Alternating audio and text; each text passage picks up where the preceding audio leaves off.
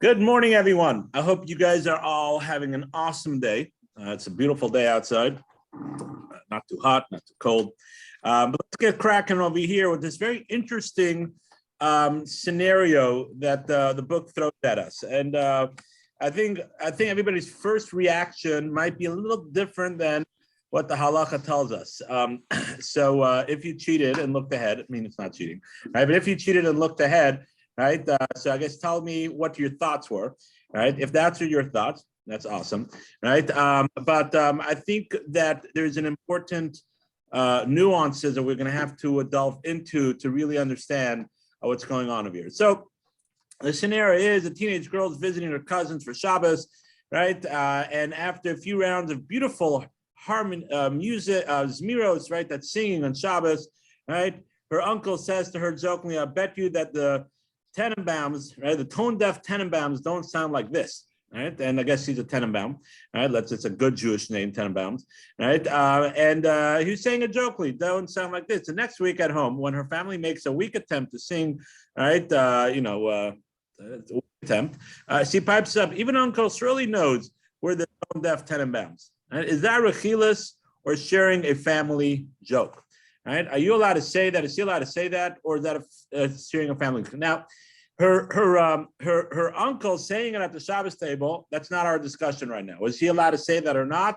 Right? There's no lashon hara or rechilas going on there. Is that considered insulting someone? Right? That was said in a joke. That's another discussion, right? Which is a very interesting discussion and a good discussion to have. But that's not our topic. So for another time, right? But our topic is the girl, right, or the boy, right, or the adult, right, or the child, or whoever it is, right, decides to come back, right, and it's a family, right, it's not some stranger, it's not, another cousin that comes, and it's in her own family, right? Is that considered, she's just saying jokingly, like we all know it's a family thing. Everybody knows that, the Tenenbaum part of the family don't sing well, right? Or is it okay to, or is it okay to say it? Martha, you're saying that we did this one. I had a feeling we did also, but someone else told me we didn't. Guys, everybody raise your hands if we did it. We did. I was about to message you privately, but yeah. Okay. Okay, so then let's move on to the next one. Okay.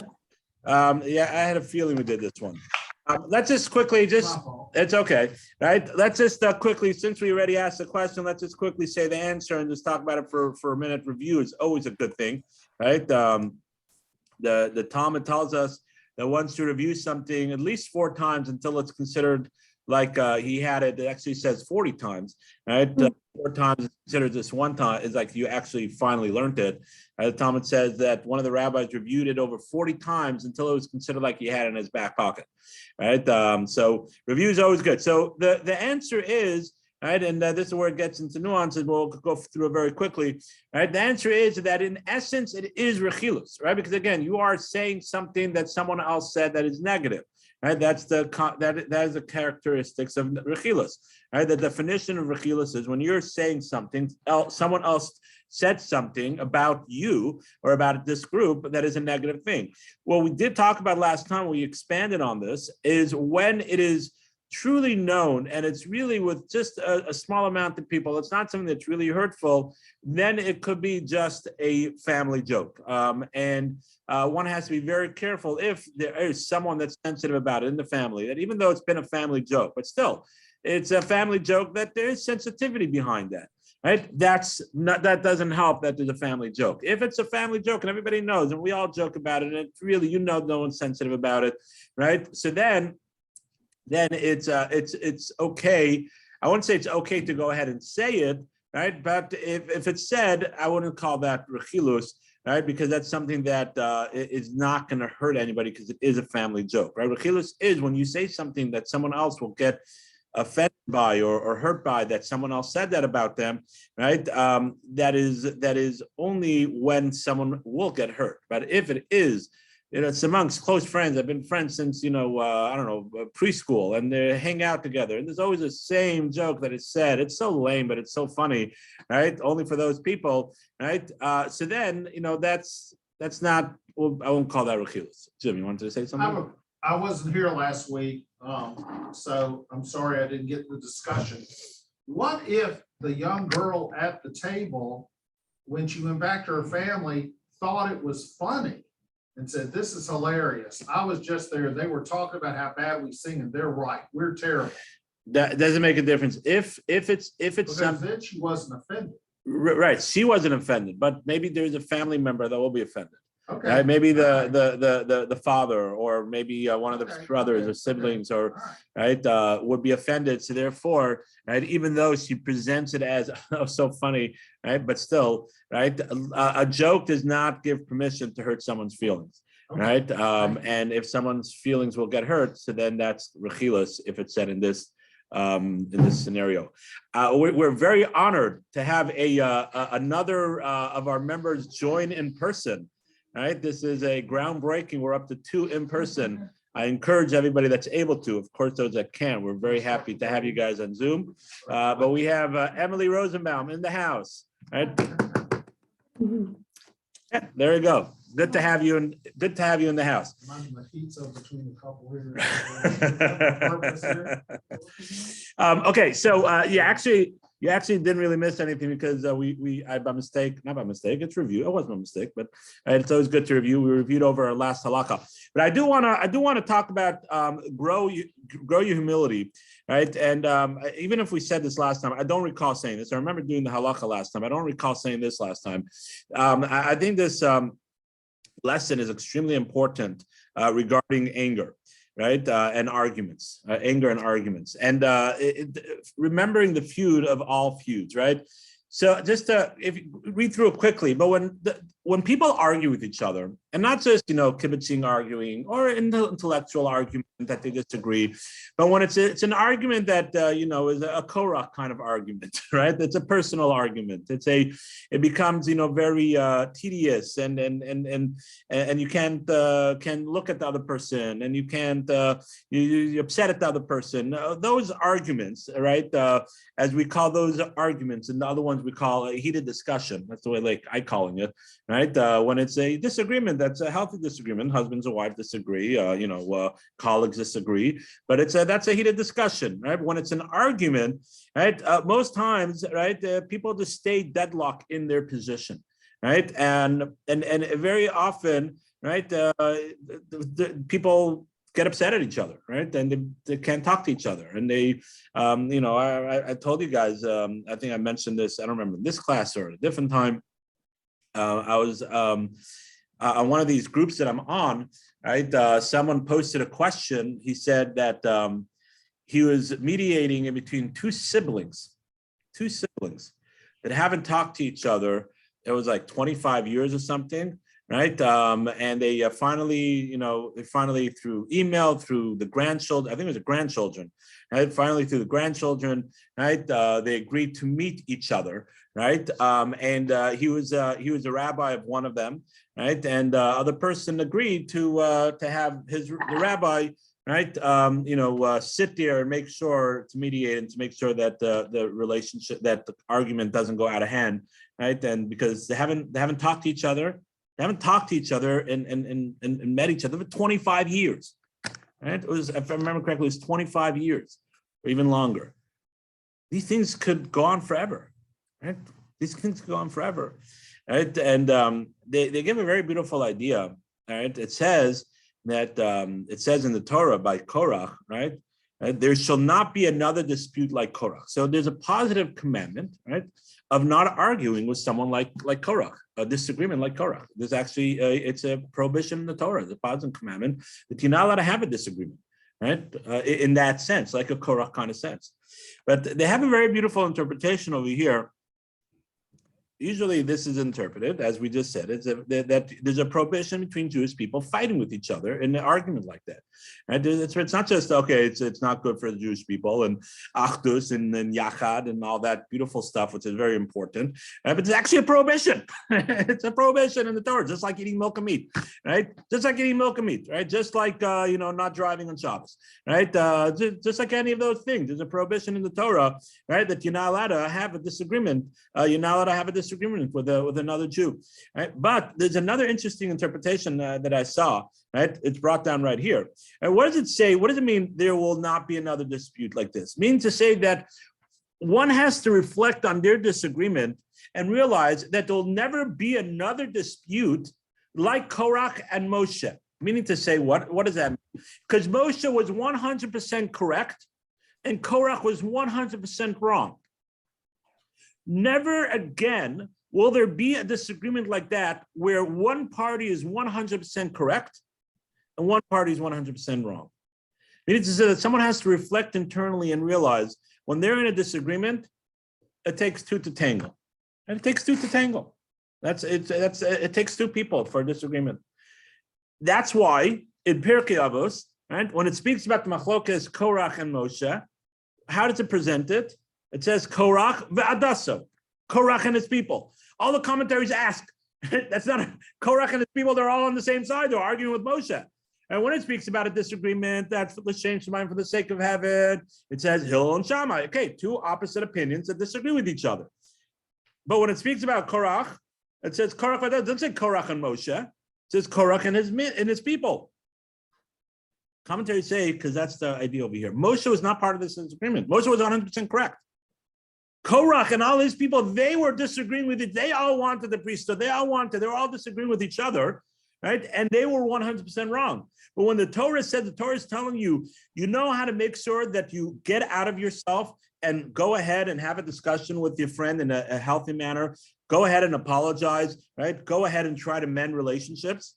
Is by realizing that there'll never again be another disagreement like this one, where one side is 100% correct and the other side is 100% wrong. When we have disagreements, both sides, maybe one side is more wrong than the other side, and that's definitely possible. Right? But there's always going to be both sides that are at fault. There's always going to be both sides. And when we think about that and we reflect on that, right? When we think about that and reflect on that, right, that will give us the push to go ahead and say, okay, let's go. Let's talk about it. Let's go out for a beer. All right, let's go out and let's go out and to coffee or whatever it is, and let's chat. All right, I'm sorry. All right, I'm sorry. All right, let's try to mend this relationship, because you know what, I'm also at fault a little bit. I'm not perfect. And that's what the Torah is telling us, besides the prohibition, that we have to realize it's a prohibition in the Torah, right? Just like eating milk and meat, right? But another idea is to realize, right, and to stop us, right, from letting it escalate and from making sure that we don't lose our minds and say, that's it, we can't, our families can't talk, we're not this, we're not that, we're talking negative about the other person, right? Is realizing that there'll never be such a disagreement like this ever again, right? But we're both at fault. Okay, any questions or comments? Emily. I'm just curious where in the Torah it says that, and like, what's the wording?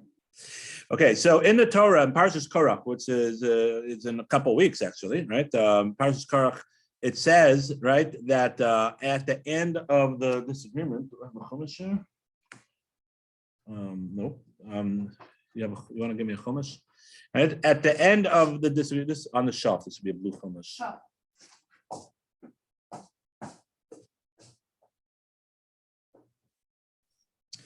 Right. So Emily just asked, where is that stated in Torah? Right. Thank you. Right. So in the Chumash in Parshas Korach, right, after the earth swallowed Korach up, right, it says,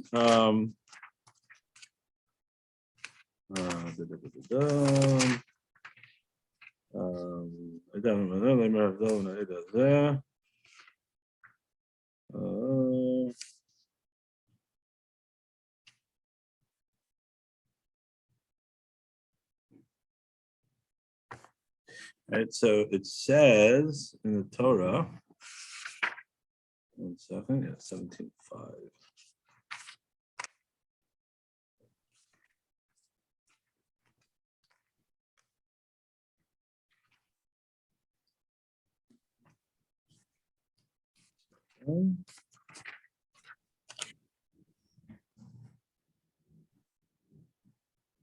Yeah, so in the Torah, Parshas Korach, after it speaks about Elazar collecting all the pans, right? Because the 250 other people that wanted. Korach got swallowed up. Korach and his little minions got swallowed up. But there's 250 other people that thought there could be the Kohen Gadol. So they took their pen and they brought the Torahs. So afterwards, it says Eliezer, the Kohen, collected all of them and he burnt them. Right? And it says in verse like this: Zichron l'bnei Yisrael is to be a remembrance of the Jewish people. Laman asher lo yikrav izar lo mizera. Aaron, a person that's not from the descendants of Aaron, should not bring a sacrifice that they're not allowed to bring, right, or be part of the service. Lahaktik Torah v'nasem v'lo yiyeh, and one should not be Korach v'kadaso, like Korach and his minions, right? Kashadim Hashem b'yam Moshe. Like Hashem spoke to Moshe to him, right? So it says clearly, one should not be like Korach and his people, right? So we learn from there, right, the idea, right, that that there's a prohibition, right, that to be like Korach, to go ahead and make to argue, right? That's what the Torah learns from that. What we're saying, what the explanation over here is, besides the actual halacha of it, right? It's telling us that there will never be another disagreement like Korach, right? Where one side was 100% right and one side was 100% wrong, right? So if we reflect on that and think about that, right? Next time we're in a disagreement with someone, next time it's getting a little heated, it's not just a heated discussion, but it's actually getting personal, and you're cocking and we're not this, and we're not gonna talk to them and all that stuff. We're gonna have to get it right. Remember, right? It takes two, right?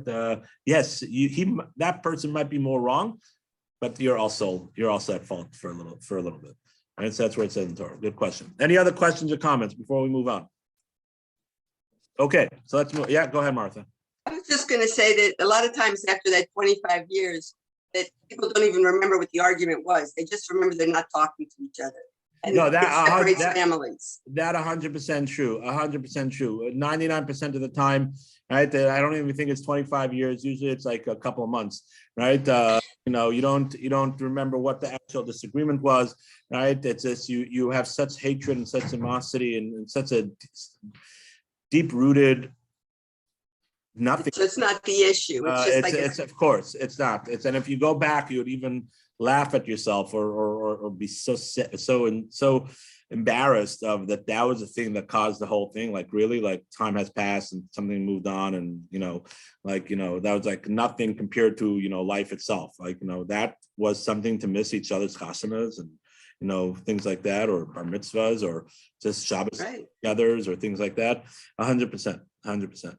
Okay, ready to move on, guys? Let's move on to the next halacha. The next halacha says like this, right?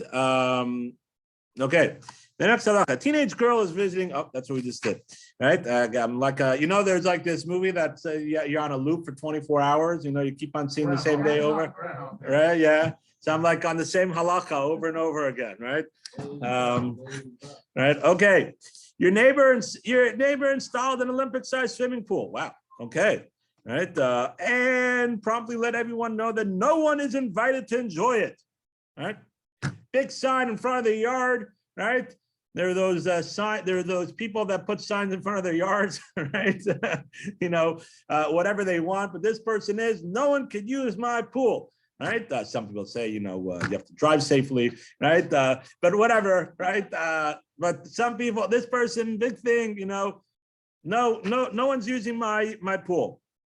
I don't want to run a country club, he said. Right. Many people on your close-knit block are furious at him. The pool owner seeks your sympathy. Do you know that your next door neighbor uninvited me to his son's bar mitzvah? He's causing all this machlokas, and it's going to come back at him someday. May you tell your neighbor that the pool owner blames him for creating machlokas? Okay, so there's a lot to unpack over here, right? Number one, was this person right for not letting people use his pool? It says pool, right? Yes or no? I don't know, right? To make such a big deal out of it? Okay. Is it right for the neighbors to get all upset at him for not letting them use the pool? Yes, 100% right. I don't know, to get upset at him.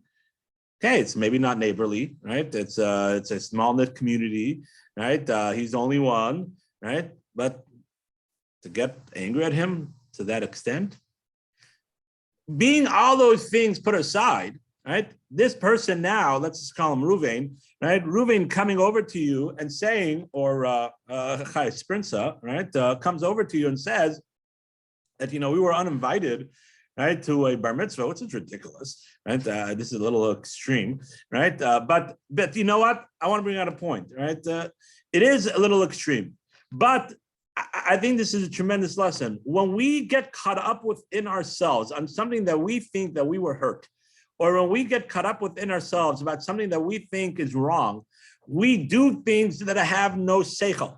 To the extent of, uninviting your neighbor to a bar mitzvah because they don't let you use your pool. We want to hurt him back. Right. They hurt us, we wanna hurt 'em back. Right.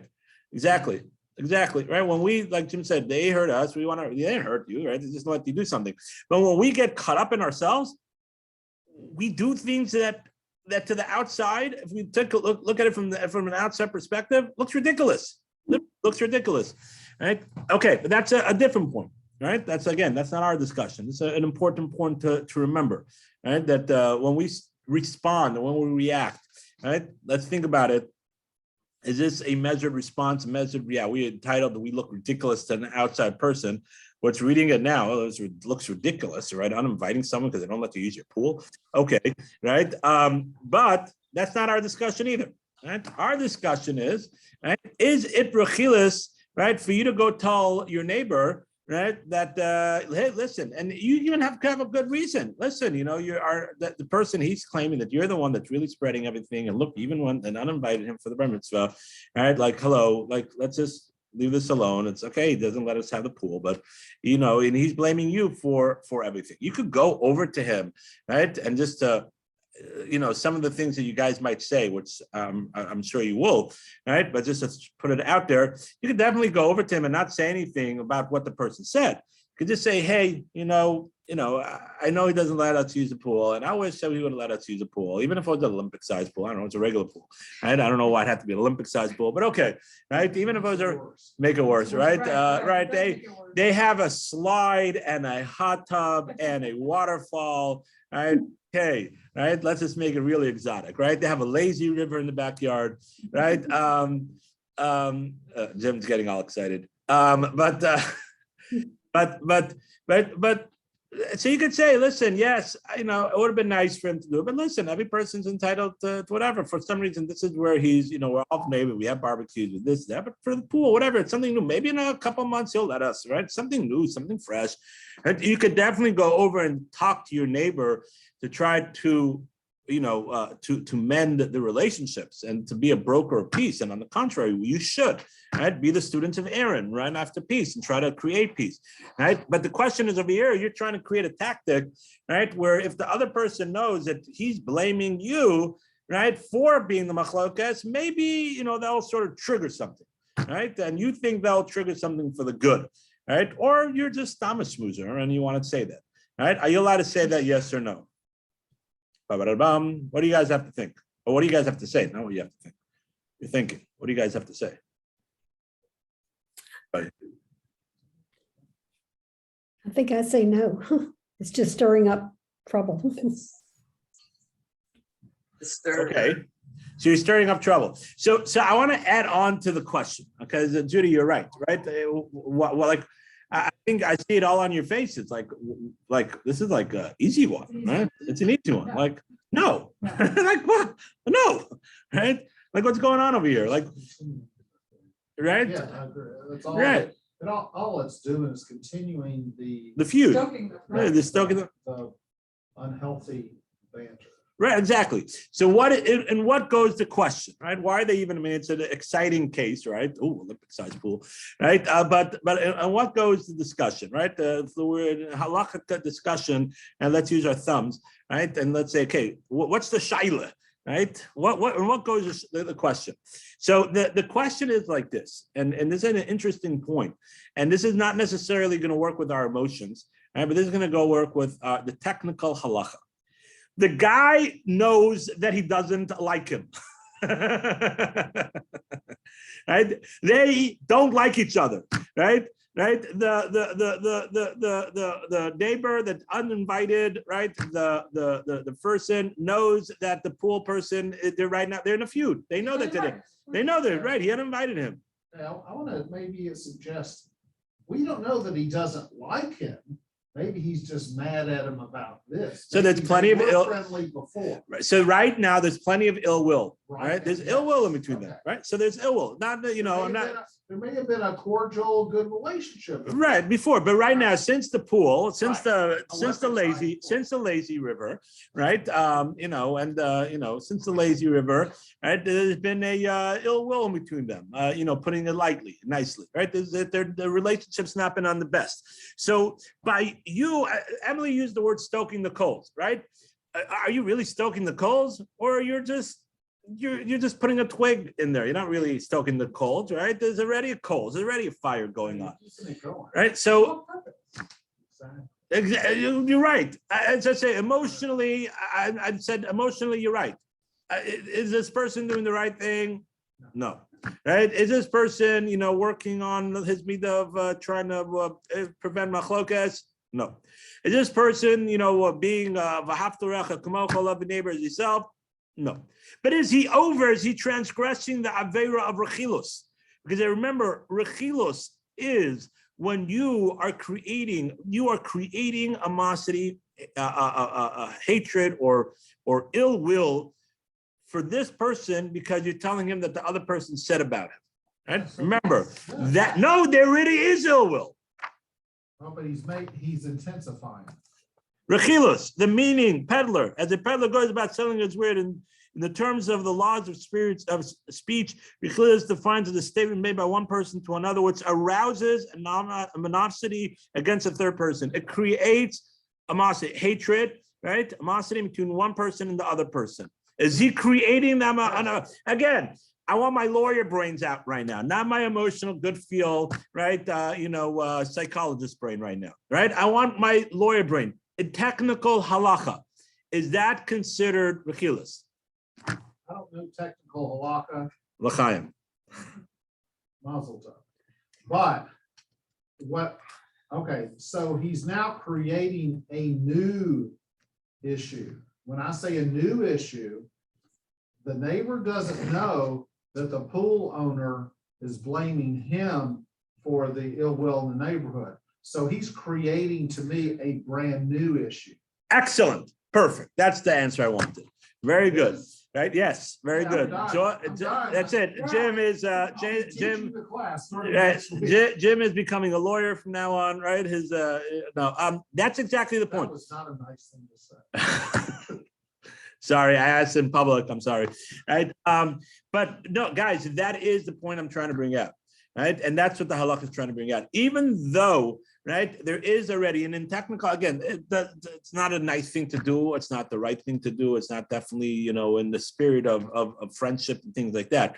But in technical halakha, since, as Jim said, not necessarily does he know that he's blaming him for starting the machlokas. Right? For creating, what did it say? May you tell your neighbor that the pool owner blames him for creating the machlokas. That you're not allowed to do. You're allowed, halakha, you might be allowed to say, right? Again, might not be the best. It might be your tactic of how to, maybe you're trying to, make the other person realize how far it's gone, and that's why you're saying this. Maybe there's a toelis. You're trying to do that, right? And that's maybe what you're saying. So you're not allowed to say, but maybe you're allowed to say, hey, listen, I know you're angry at him, and he's right now angry at you because of not inviting him for the bar mitzvah. So you're not creating anything new, because it's something that already known and they're already upset at each other. So you're allowed to mention those things to say, look how far this has gone. Like, really, this is really how far you want to take it. So you're allowed to say, that's where we could sort of switch this over to a practical application of how this could be, because I don't think any of us are going to go. I mean, you never know. We get it in the heat of things, right? Let's be honest. We say things and that we regret afterwards, right? But intellectually or even emotionally, right, when we're in a healthy state, not involved in something, right, really, we're not going to say something like that. Why would anybody say that? But if we're trying to show each side how far they've gone, and I said, look, even though the other person thinks that you're the one that created the machlokas, right? You're not allowed to say that, because now you're adding on to the fuel. You could say is like, look, really, you uninvited that? He told me you uninvited him, right? The person knows that, right? And then you go to the other person and says, look, this says created. So you could use information that even though it is something, that's where the halacha is, even though it is something that theoretically would be something that would create animosity, unhappiness, right? From one side, because you're saying what the other person told you, but if it's not adding on to or new information that would, as Emily used the phrase before, stoking the cold, right? Creating more fire, right? Then in halakha, that's not called rechilus.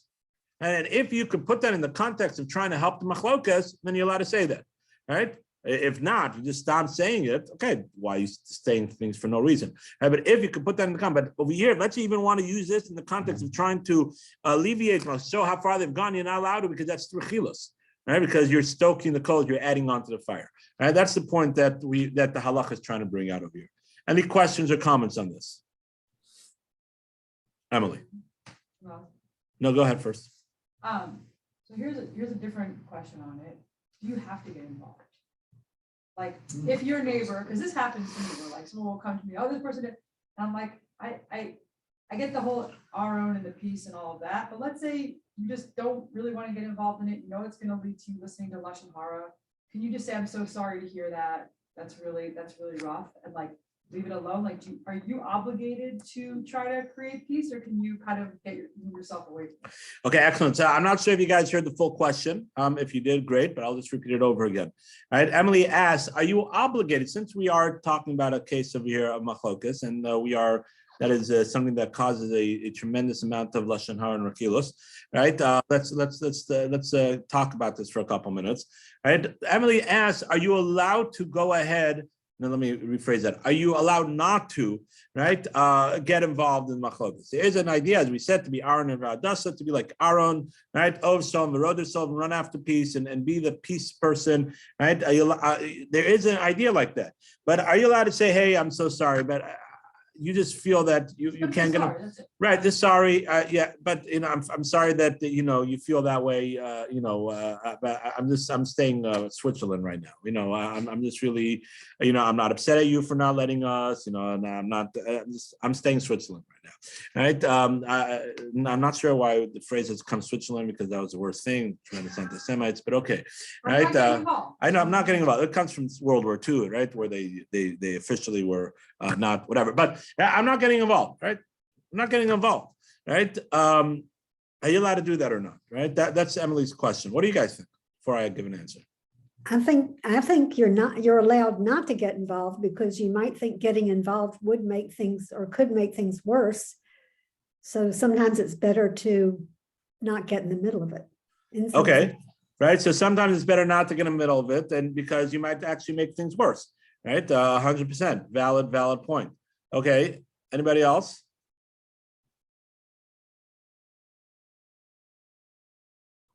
No one else?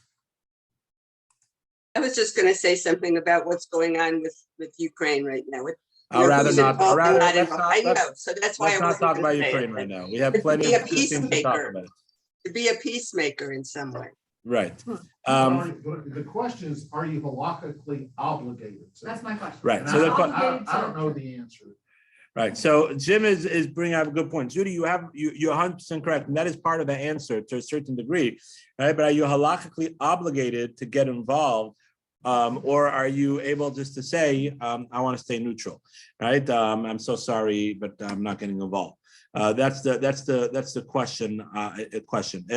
Okay. So the answer is that, as always, there's no cookie cutter answer for this, right? In theory, you're obligated. Right? In theory, you're obligated, right? To get involved. In theory, means to say in dry cut, you're obligated to get involved, right? There's a mitzvah to be like Aaron, v'aftarecha kamocha, right? To just like any other time, right? If you see someone that is going to have milk and meat together, and where they're holding, and they know that it's the wrong thing, and when they know that you listen to you, you're supposed to tell them something, right? We are. Let me just finish, okay? I'll take a question afterwards, right? We have an obligation to prevent someone from doing a transgression. right? We are arvus, we are guarantees for each other, right? We're brothers and sisters. Just like if you see, someone going ahead and taking poison and then eating it, you're going to stop them, right? So too, right? There's a positive idea that we are responsible for one another, right? And we have an obligation. Again, right now we're talking in theory, right? I'm not talking in practical. I'm talking in theory, right? We have an obligation to go ahead and to there's a mitzvah in Torah. It's supposed to give you friend rebuke, right? In a positive way, but or prevent someone from doing something. There is a commandment, and as we said, argument in machlokas, that's a transgression in the Torah, just like milk and meat, right? So in essence, right, in theory, you're obligated. Practically, right, just like the example, if you see someone eating milk and meat, right? Just like if you see someone doing other transgressions in the Torah, if you're not the right person to say something, they're not going to listen to you, or they don't really know yet, right, about these halachas. And by you saying something, right, you're actually going to make it worse because they're thinking you're just butting into their lives, right? And they won't respect you for it. You're not your position, you're not that friendship, right? You don't know where they're holding, right? So therefore, on the contrary, then you're not allowed to, because as it says in the Torah, you should give your friend rebuke. You should not make it that it will be a transgression, right? And the commentaries tell us, what does that mean? It means to say that if through your rebuke there will be a transgression and the person is upset at you, or the person will be upset at Orthodox Judaism or Torah Judaism, or the person will say, "Why are you butting into my life? I don't even know you. We don't know each other. What are you doing?" Right? Or you don't know where I'm holding, right? And I'm trying to work on things, but or a person doesn't even know anything, and you're coming over to him and saying, and he didn't even know that there was a prohibition of such a thing, right? So therefore, right, one then is not allowed to say something, right? One then is not allowed to say something, because what you're going to do is you're going to create a different kind of transgression, right? And that doesn't then give you the right to go ahead and say something, right? So you have these two things working simultaneously, and you have to make sure that you have them aligned. Right. So on the one hand, we have to understand, and this is important. In theory, we're guarantees to each other. We're brothers and sisters, right? We're responsible for each other, both in our health, right, and our spiritual life, right? And therefore, in theory, right, one should say something to the other person. But there's other thing, right? It's not always going to be listened to, right? And on the contrary, you're going to create situation to be worse, because the person might not know yet, and the person might be growing, right? The person might be, you're not the right person to say it, right? Whatever it is, right? So therefore, you can't just randomly go ahead and tell people what's on your mind, even though it might be they might be doing halachically the wrong thing. And that's the same thing in this scenario, right? The same thing regarding being the peacemaker, right? You have to make sure that by you trying to be the peacemaker, you're actually not going to create the situation to be worse, right? What are you doing involved in here, right? You are tzaddik, right? Well, you never disagreed with anybody, right? You really know what's going on. All of a sudden, you become the person that's involved in everything. What, you never got involved in the cul-de-sac of politics before. Now all of a sudden, right? So you have to make sure that you're actually that person that is the right person to say something, right? And if it's going to create more fights, right? If it's not going to be the right thing, or right, it's going to get to you, and you know that you're going to get enveloped in it and caught up in it, because that happens sometimes, right? So then, even though in theory, yes, you have that mitzvah, but now, right, you're not supposed to, because it's going to make matters worse, right? So one has to reflect internally and see what their position regarding these two people, or this cul-de-sac, or this block, or this community, right, or this organization, or whatever it is, right, however far it expands, and see, are you the right person, right, to be the one that's dealing with this? If you are, I'll take your question after Jim, right? If you are, right, then you have that obligation, right? And you can't say, oh, I'm just not, I don't want to get any more gray hairs, right? Too bad. What were you in this world to sit in a lazy river, right? That's not what we're in the world for, right? Adam la'amal yulad, a man is born to work and to toil, right? And if you are in that position, you have you've been before your friends of both, right? And you have a good relationship with both people, right? And you have the mannerism and the ability and the way of conveying things and to try to bring people together. No, sorry, it's not time to take a vacation right now. Right? That's not how life works, right? Adam la'amal yudol. A man is born to work, right? Humanity was born not to just sit under, you know what, and do nothing, right? We're born to work. We're born to work hard, and yes, it might be time consuming. It might be, you know, emotionally draining, and too bad, right? Too bad. You have that obligation to do that, right? But if you're not the right person, and unfortunately, many times it's not the right person that feels like, oh, I could do this, right? Right? You're not allowed to, because then you're just going to make matters worse, right? You're going to make matters much worse, and you're just going to create a bigger fight, and no one's going to listen to you, and you're just going to create a much worse situation. So then, don't be the good doer and try to help out, because it's just going to make matters worse. And we've seen that happen.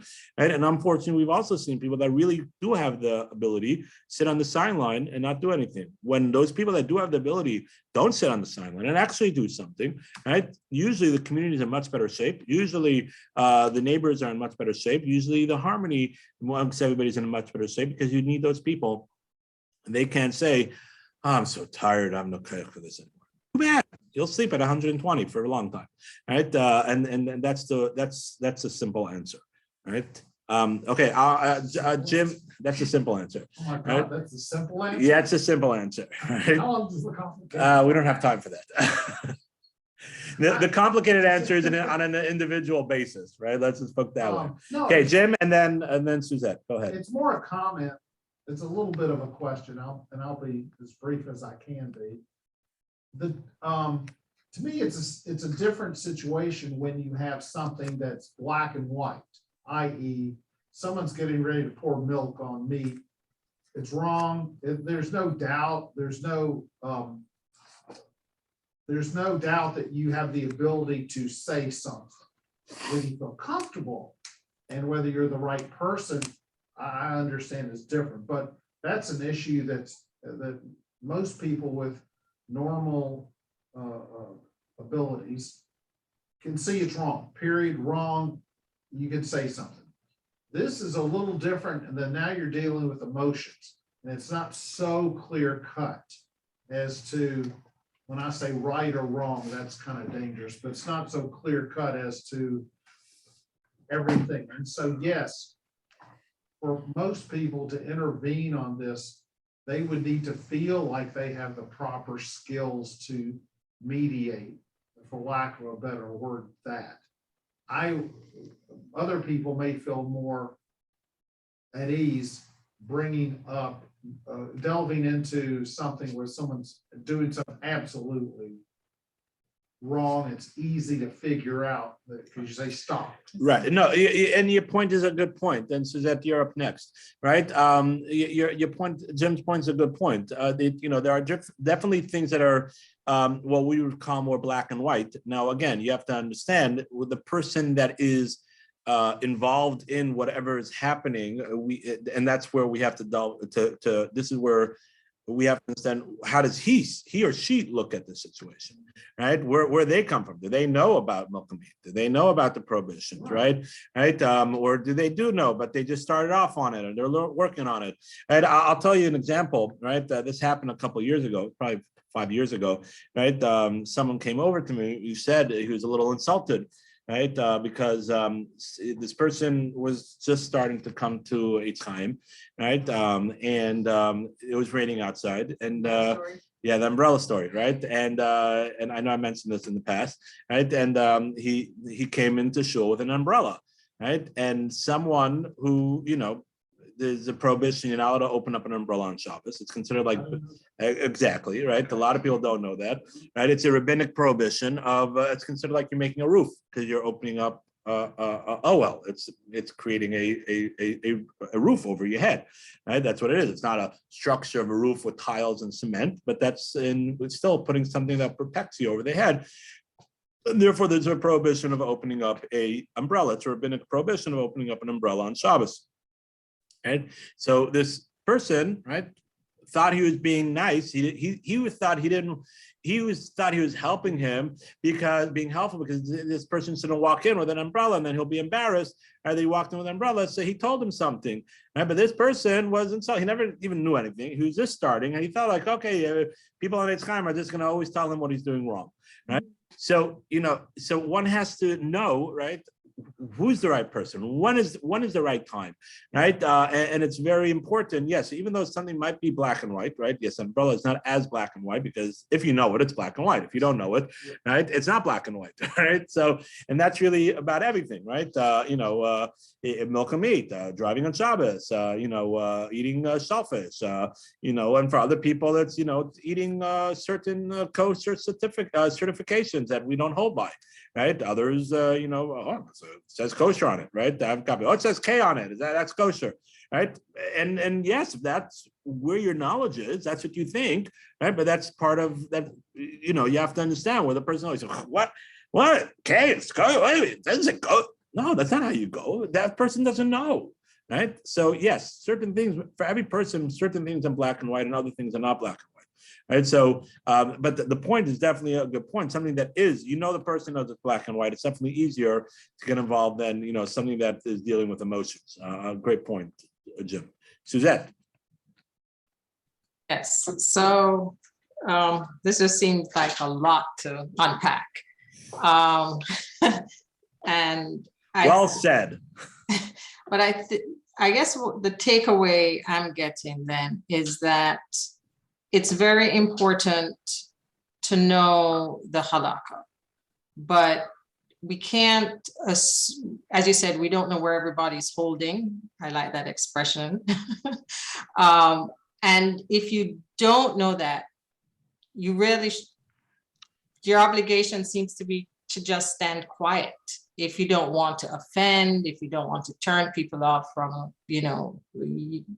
being Torah observant, if you don't want to come across as full of just knowledge that people don't understand. That's what I'm understanding. So even though we might leave here armed and dangerous, so to speak, and ready for the next situation, when it comes up, we don't assume that the other party knows the halakha. And it's in that case, even though we know it, we should consider or be obligated to stand quiet then? Is that if you're not the right person, then you're obligated. It's funny, I was just reading, I didn't have a chance to read it ahead of time, but if you read the anger and rebuke don't mix, right? It's actually this idea that I just mentioned, that you're Reb Chaim Volozhin, right, who's the father of the yeshiva world, right? Really, he was a student of the Vilna Gaon, the Gaon of Vilna, right? It says right there, if you cannot rebuke in a pleasant way, you cannot fulfill this mitzvah, right? Clearly, right? He clearly speaks about this idea. If you're not the person, and that's not only if you can rebuke in a pleasant way, right? If you're not the right person, right? If you're not close enough to that person, if you you don't know much about where the person's holding or things like that, right? Or in the situation of machlokas, right? If you're not the person that is close enough to the people or able to say things in a clearer, and respectful way, right? Articulate yourself well, right? Then you don't have the mitzvah of rebuking. On the contrary, you're not allowed to rebuke, right? So yes, Suzette, first of all, you're 100% correct. We have to know the halacha. Great statement. That's the quote of the day, right? And thank you for that, right? Right? We have to know the halacha. We have to learn halacha. We have to constantly learn halacha, right? I'm still always learning halacha, right? I have tons of more to learn. We all have more to learn and delve into it, right? 100%. That being said, just because you know the halacha, right, doesn't mean to say that the other person knows the halacha or you're the right person to say something, right? Now, if you're not sure, speak to someone about it, right? Because sometimes we are the right people and we just our feelings. Oh, I don't want to hurt the person or things like that. But that's not the right thing, because you're hurting them more by not saying anything, right? Especially if you're a parent, a spouse, a good friend, a neighbor, a community person, a person in school, or on the board, or things like that, right? If you're in that position of power, if you're in the position of friendship or whatever it is, then you have to say something, right? And you can't be scared of if you say it with proper intent, in the right way, and with the right kavanah, the right intent, right? If the other person has a hard time hearing it still, then you did what you did, right? And sometimes you have to do that, right? And sometimes, yes, sometimes it's good to ask a question before you go ahead and do it. And how's the right way to do it, right? You know you're the right person, but ask for advice, right? Okay, so this is a situation. How do I do that? How do I mediate over here? How do I, let that person know that he's not doing a good job on a good job, or, however it is, or that they're doing a transgression, or they've been doing something their whole life, and but sorry that you're not allowed to eat that on Pesach, right?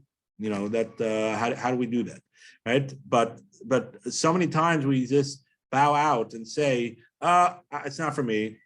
No, there's a positive mitzvah to remember to say that, but you have to make sure you're the right person to say that. Let me just do the quote of the day, then we'll turn off the recording, and then anybody that wants to continue this conversation, I'm happy to. The quote of the day is like this. Very powerful quote, right? It is impossible to help another person grow, whether spiritually or physically, right, without first having a positive view of that person. Right? You cannot help someone grow spiritually, physically, emotionally, whatever way, Lee, right? Without having a positive view of that person. And this really talks to the heart of what we've been talking about. For you to start saying something, you have to have a true Ahavat Hashem, a true love, right, for the other person, right? You cannot be coming out of disgrace, or how could that person do that, or things like that. Then everything's going to come out in a negative way, right? You have to truly have Ahavat Hashem, a love for the other person. We know the concept of arvos, of being responsible for the other person, from Mount Sinai, when the Jewish people were ki'ish echad b'lev echad, when they're like one person, right? That's where we learn the responsibility of being responsible for another Jew, right? When we were at our greatest level of unity, right? That's from there, that's when we had the greatest level of responsibility, right? Because that's when we could accomplish the responsibility, because we do have that greatest level of unity, right? And that's really the heart of what we talked about today.